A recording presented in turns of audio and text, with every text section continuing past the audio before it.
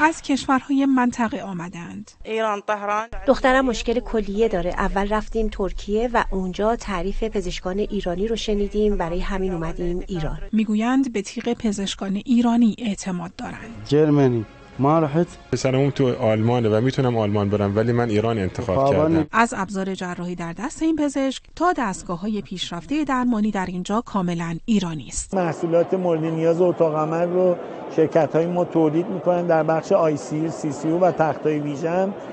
عمده محصولات تو ایران تولید میشه. 2300 شرکت تجهیزات پزشکی در کشور وجود دارد که در 2 سال گذشته با ساخت 10,000 نوع از اقلام مورد نیاز تولیداتشان را 45% افزایش دادند. تنها در سال گذشته 90% از نیاز بیمارستان‌های کشور را همین شرکت‌ها تأمین کردند. بازاری که ما در بخش تجهیزات پزشکی در حال حاضر داریم به فروش میرسونیم حدود 750 میلیون دلار هست. برچسب ساخت ایران بر روی دستگاه شتاب دهنده خطی، یکی از پیشرفته ترین تجهیزات روز جهان در درمان تومورهای سرطانی با حداقل آسیب به بافت‌های مجاور نقش بسته است. با بومی‌سازی 100% تکنولوژی و 95% قطعات ما تونستیم قیمت این دستگاه رو بسیار کاهش بدیم. دستگاهی که پس از آمریکا، چین، سوئد و آلمان حالا ایران 5مین سازنده آن است. توی دستگاه شتاب دهنده خطی قسمت نرم افزار و سیستم کنترل این دستگاه به صورت جعبه سیاه کمپانی‌ها است.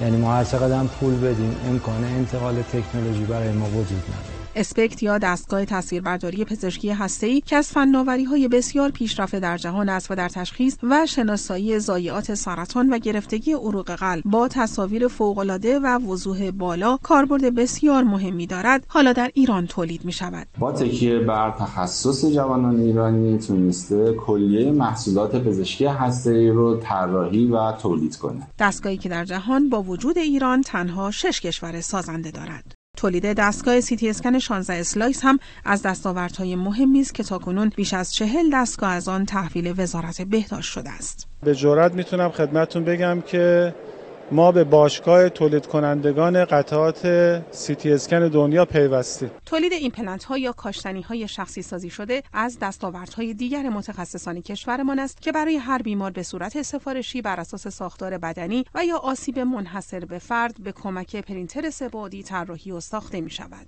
این پروتزی که ملاحظه می‌کنید مال استخوان دنبالچه هستش. آسیب دیده به علت سرطان باید جایگزین شود و این امکان ندارد مگر با پرینت سه‌بعدی. فناوری بسیار پیشرفته و پیچیده. پا به پای کشورهای برتر دنیا همون استاندارد رو داریم انجام میدیم با 1/5 قیمت با همون کیفیت. کمتر از 10 کشور در دنیا به این فناوری دسترسی دارند و پیوستن ایران به جمع این کشورها موجب شده بیماران منطقه برای درمان به ایران مراجعه کنند. در کنار تولید 95% داروها با ماشین‌آلات و تجهیزات ایرانی، ساخت دستگاه سانتریفیوژ برای تولید واکسن بیوتکنولوژی هم ایران را در جایگاه دوم جهان در دستیابی به این فناوری قرار داده است. این ماشین تقریباً هولش بین 60 تا 70% قیمت اروپایی رو داره.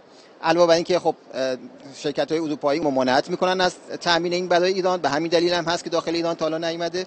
آنطور که وزارت بهداشت اعلام کرده، تجهیزات و ملزومات پزشکی و مصرفی ساخت ایران به بیش از 55 کشور جهان صادر می‌شود. صادرات رسمی که تو گمرک ثبت بشه هولوش 20 میلیون دلاره، ولی صادرات واقعی تجهیزات پزشکی هولوش 100 میلیون دلار. حالا علاوه بر صادرات، خط تولید تجهیزات پزشکی ایران هم در کشورهای ترکیه، عراق، سوئد، مالزی، چک و بلاروس راه اندازی شده است.